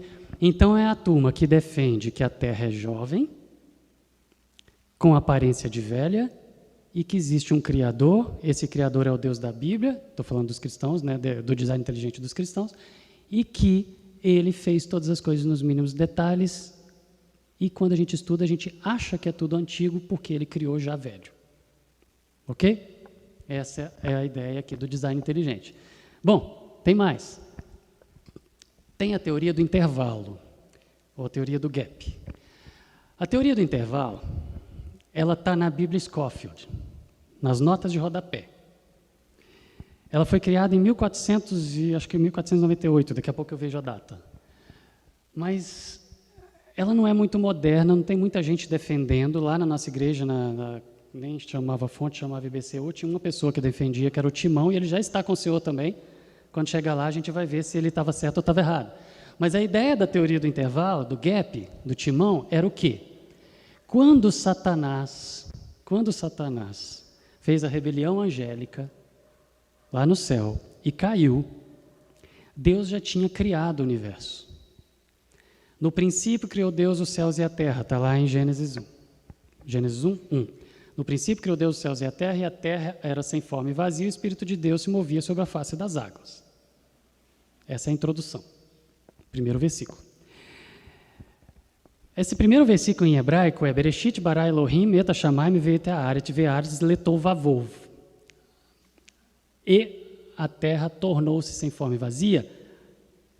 O tornou-se, e a terra era sem forma e vazia, ele traduz por tornou-se sem forma e vazia. Uma palavrinha em hebraico. As pessoas que criaram essa teoria do intervalo, eles pegam uma palavrinha em hebraico, que ela tem dois significados. Ela pode ser traduzida por e a terra era sem forma e vazia, ou traduzir por e a terra tornou-se sem forma e vazia. Aí eles mudam a tradução tradicional e colocam a terra tornou-se sem forma e vazia. Baseado nisso, eles criam a teoria de que o Satanás, quando pecou, foi derrubado com seus anjos, eles caíram sobre a terra, eles destruíram a primeira terra. Na primeira terra, os animais eram gigantes, libélula tinha 4 metros de envergadura, certo? Tinha libélula, tem libélula em museu, que de ponta a ponta dá 4 metros. Os animais eram todos gigantes, os dinossauros estavam todos aqui. Quando Satanás caiu na terra, foi como um cometa, bateu lá na península de Yucatán, no México, foi o diabo que caiu ali.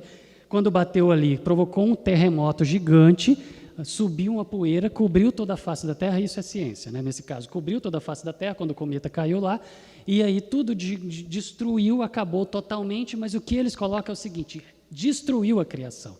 E aí Deus criou de novo em 6 dias de 24 horas, a partir do versículo 2 para frente, e disse Deus, haja luz e houve luz, e começa ali. Então, a teoria do intervalo, ela defende que Deus criou uma primeira criação em bilhões de anos, e aí, quando a ciência vai estudar, ela descobre os milhões e bilhões de anos, e é verdade, porque estava lá.